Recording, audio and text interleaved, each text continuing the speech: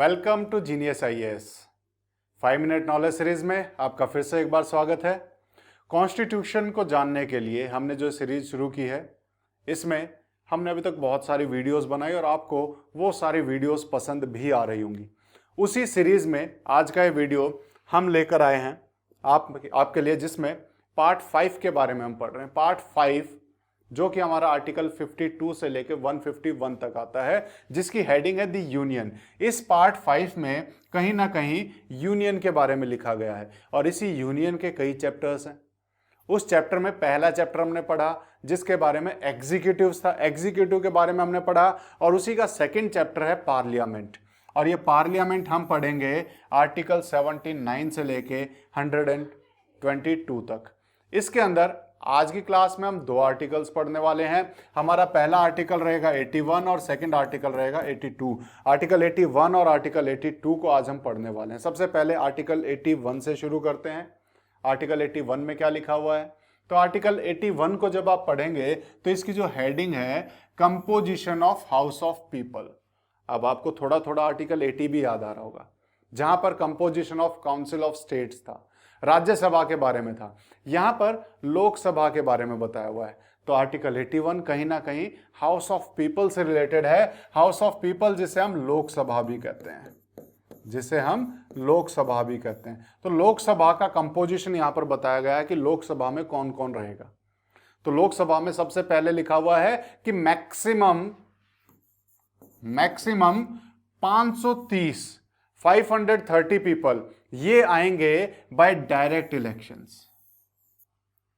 530 लोग आएंगे bye direct elections. इनका इलेक्शन लोगों के द्वारा किया जाएगा, यानी कि लोकसभा में जो लोग पहुंचते हैं वो डायरेक्ट इलेक्ट होकर पहुंचते हैं। हम उन्हें वोट करते हैं तब वो वहां पहुंचते हैं। तो डायरेक्ट इलेक्शन के द्वारा ये 530 लोग वहां पर पहुंचेंगे। और ये है स्टेट में से, स्टेट को बांटी गई है ये 530 सीटें। अलग अलग स्टेट को हमने 530 सीट बांट दी और वहां से डायरेक्ट इलेक्शन होके पहुंच जाते हैं। अब सवाल आता है, स्टेट का तो बता दिया, यूनियन टेरिटरीज का क्या होगा? तो यूनियन टेरिटरीज को भी हमने कहीं ना कहीं 20 सीटें दी हुई हैं। तो यहां पर भी मैक्सिमम 20 सीटें यूनियन टेरिटरीज से, केंद्र शासित प्रदेशों से आती हैं। और इसके बारे में इलेक्शन डायरेक्ट होगा या इनडायरेक्ट होगा, इसके बारे में कॉन्स्टिट्यूशन कहता है कि ये डिसाइड पार्लियामेंट के द्वारा किया जाएगा, कि पार्लियामेंट विल डिसाइड कि यहां से ये 20 लोग कैसे आएंगे। तो ये चीजें हमें इसके बारे में पता होनी चाहिए। अब सवाल आता है कि ये जो आपने 530 सीट बताई, अलग अलग स्टेट को बांटी, ये किस हिसाब से बांटी? तो हमने हर एक स्टेट को जो सीटें बांटी हैं, ये सीटें बांटी है on the basis of population के हिसाब से। जिसकी ज्यादा पॉपुलेशन वहां ज्यादा सीट, जिसकी कम पॉपुलेशन वहां कम सीट।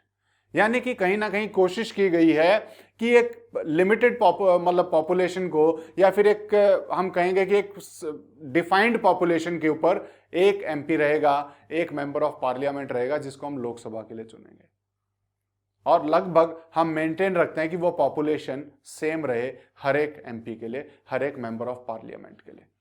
तो ये पॉपुलेशन के हिसाब से सीट बांटी जाती है। और वहीं पर जब हमने आर्टिकल 81 पढ़ा, इसी से रिलेटेड, सीट के डिवीजन से रिलेटेड, हमारा आर्टिकल 82 हमें ज्यादा अच्छे से बताता है। आर्टिकल 82 बताता है readjustment after each census. Readjustment किसका? Readjustment of seats. Readjustment of seats after each census, कि जब भी जनगणना होगी उस जनगणना के हिसाब से हर बार सीट को रीअरेंज करना पड़ेगा, ताकि पॉपुलेशन का जो रिप्रेजेंटेशन है वो कांस्टेंट रहे। जहां ज्यादा पॉपुलेशन है वहां ज्यादा सीट जाए, जहां कम पॉपुलेशन है वहां कम सीट जाए। हर सेंसस के बाद, हर जनगणना के बाद इसको रीएडजस्टमेंट करना जरूरी है। अब इसी चीज में लिखा हुआ है, ये रीएडजस्टमेंट किया जाएगा किसके द्वारा? By such authority as parliament में डिसाइड, कि किसी एक अथॉरिटी के द्वारा, जिसको पार्लियामेंट डिसाइड करेगी। और जो अथॉरिटी पार्लियामेंट बनाती है इस सीट को रीएडजस्टमेंट करने के लिए, उसे हम कहते हैं डिलिमिटेशन कमीशन। और ये डिलिमिटेशन कमीशन का ही काम होता है सीट को एडजस्ट करना। इस डिलिमिटेशन कमीशन का ही काम होता है सीटों को एडजस्ट करना। इन सीटों को दो तरीके से एडजस्ट किया जाता है। जब हम सीट को एडजस्ट करने की बात करते हैं तो यहां पर दो चीजें आती हैं। सबसे पहला है division of state seats between state, कि किस स्टेट को हम कितनी सीट दें। एक यूपी को हम कितनी लोकसभा सीट दें कि वहां से कितने लोग आए, पंजाब से कितने आए, तमिलनाडु से कितने आए, कर्नाटका से कितने आए। तो division of seats, division of seats between state, एक पहला काम तो ये है। और दूसरा काम क्या होता है रीएडजस्टमेंट में, कि हर एक स्टेट में विद इन स्टेट, क्योंकि सीट हमने स्टेटों में तो बांट दी, अब विद इन स्टेट हमें टेरिटोरियल कॉन्स्टिट्यूएंसीज डिवाइड करनी है कि कितने एरिया में से एक चुना जाएगा। तो with in state territorial constituencies, ये भी डिसाइड करने का काम किसको दिया जाता है, कहीं ना कहीं डिलिमिटेशन कमीशन को। ठीक है, ये दो काम करने हैं। अब सवाल इसमें यह आता है, हम जनगणना के हिसाब से तो कर रहे हैं, हर एक जनगणना के बाद तो करना है, लेकिन कहीं ना कहीं इसको रेस्ट्रिक्ट किया गया है। जो हम डिवीजन ऑफ सीट कर रहे हैं ये आज भी 1971 के सेंसस के हिसाब से चल रहे हैं। जो हमने स्टेट्स को जो सीट डिवाइड की हैं वो हम 1971 की जनगणना के हिसाब से आज भी डिवाइड की हुई है। और हमने जो टेरिटोरियल कॉन्स्टिट्यूएंसीज में डिवीजन किया हुआ है, हर एक स्टेट में जो हमने टेरिटोरियल कॉन्स्टिट्यूएंसीज में डिवीजन किया हुआ है, ये हमने 2001 के सेंसस के हिसाब से किया हुआ है।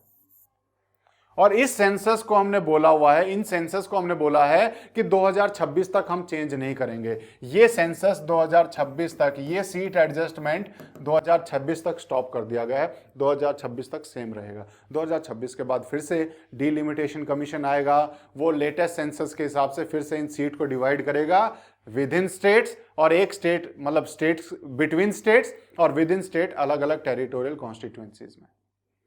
ये चीजें हमें आर्टिकल 82 बताता है।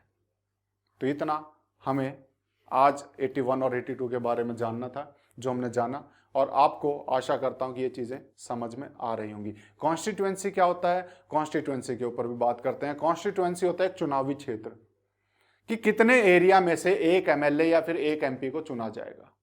एमएलए के लिए अलग कॉन्स्टिट्यूएंसी होती है, एमपी के लिए अलग होती है।